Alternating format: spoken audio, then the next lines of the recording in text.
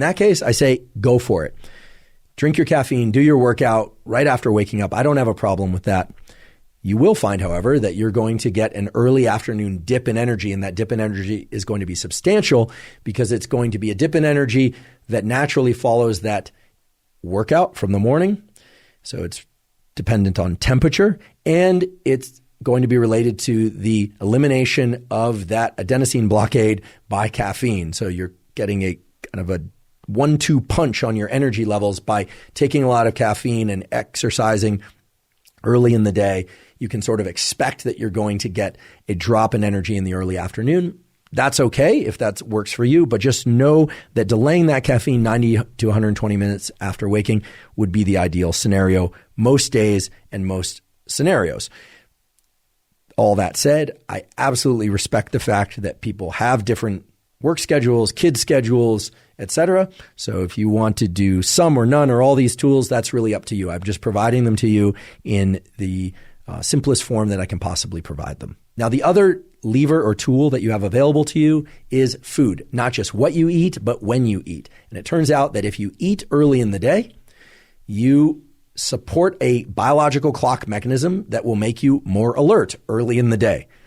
That said, many people choose to fast in the early morning hours of the day or in the first part of the day. I'm one such person. I generally don't ingest any food until about 11 a.m. or 12 noon. Sometimes I'll have a protein shake. Sometimes I'll have some almonds. Sometimes I'll have breakfast. If people are meeting for brunch or breakfast, I will have breakfast for social reasons every once in a while. But most of the time, I don't eat until about lunchtime.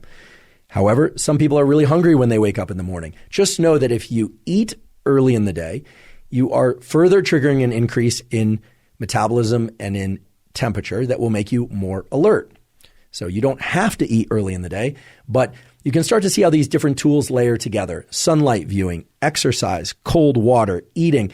Many of them are converging on the same mechanisms. In fact, when you drink caffeine, there's also a small increase in body temperature due to the adrenaline increase that it stimulates. So all of these things can be layered on top of one another, or you can use them individually or think about them individually. Now, food is an interesting lever or tool because it's not just about when you eat, but it's also about what you eat. And I've talked a lot about eating for energy and what that means in terms of caloric energy versus neural energy, et cetera, in previous podcast episodes. We're not going to focus on that now because, frankly, to get into a description of whether or not somebody should eat fruits or vegetables or animal proteins or dairy, et cetera, early in the day, that's very nuanced. What you eat for your breakfast or if you choose to not eat breakfast is really up to you.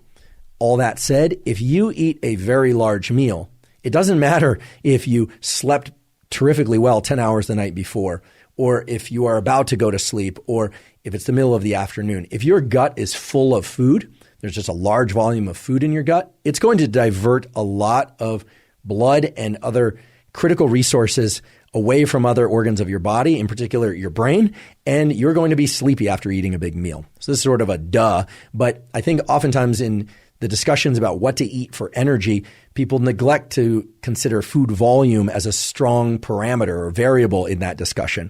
So if you eat a huge breakfast, it's likely that you're going to be tired immediately after eating that breakfast, unless, of course, you exercise very hard prior to that and you metabolize all that food very quickly. So it's up to you whether or not to eat first thing in the morning or not. But if you do eat in the first few hours of the morning, just understand that you are setting or you're helping to set a food entrained, as it's called, circadian clock. Light, temperature, timing of food intake, movement and exercise, all of these things literally funnel in a neural sense. They funnel into this thing that we call the circadian clock, and they let that clock, that set of neurons, predict when you are likely to be eating and active and viewing sunlight the next day and the next day and the next day. I say all this because there are some beautiful studies, and I'll highlight one again in the show note captions, that show that if people are having a hard time waking up in the morning, one of the things they can do is maximize sunlight viewing, exercise in the morning, drink caffeine, although again, I support the idea that that would best be done about 90 to 120 minutes after waking, eating some food in those early morning hours, et cetera, et cetera. You can layer in multiple levers or tools in order to be more alert. And that's what these levers and tools are really there for in this sense of what we're talking about today, which is optimizing sleep. Yes, they will make you more alert. Yes, they will provide some adrenaline and dopamine, for instance, the cold water, et cetera, et cetera.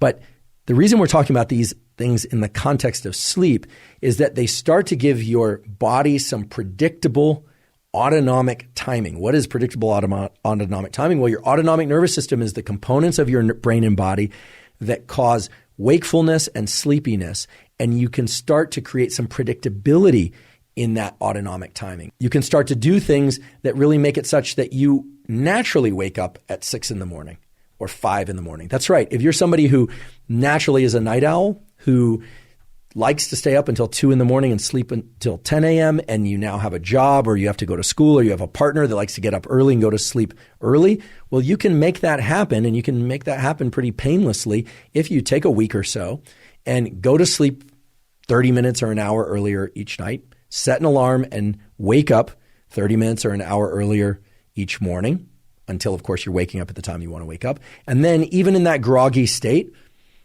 get some exercise, get some sunlight viewing. If the sun's not out, turn on those bright artificial lights. Have some breakfast, even if you're not hungry. In fact, for those of you that engage in shift work because you have to, or travel and you're jet lagged, one of the quickest ways to shift your circadian clock and get onto the local schedule is to eat on the local schedule. So what all these tools do is they really set up a cascade. Think of it as kind of a wavefront of wakefulness and focus throughout the day. It'll take you through the middle of the day and the afternoon, stages we'll talk about in a few minutes. But really, they take you to this period that is about 5 p.m. until your bedtime. I realize some people are going to bed very early, like 8 p.m. or 9 p.m., which to me seems very early. But very few people go to sleep at 5 p.m., right? Unless you're doing that for shift work or other reasons. But from 5 p.m. until bedtime is really a critical period in which you need to leverage particular tools in order to get and stay asleep optimally and to be able to sleep through the night. So really there are 3 critical periods throughout each 24-hour cycle. And during each of those critical periods, you're going to want to do as many specific things as you can to optimize your wakefulness and focus and mood throughout the day and your sleep at night. The first critical period is the one that we've been talking about up until now. Things like morning sunlight, viewing, caffeine, 90 to 120 minutes after waking, exercise, and so on. We can call that critical period 1. And it really encompasses the time from which you wake up until about 3 hours after waking. Although I should just mention, because there are always those people who say, wait, I wake up at 4 a.m. and the sun isn't out until 8 a.m. Okay, so it might be 4 hours. But really it's those early morning hours of your day once you're awake. The second critical period is the time throughout the day and afternoon leading into evening.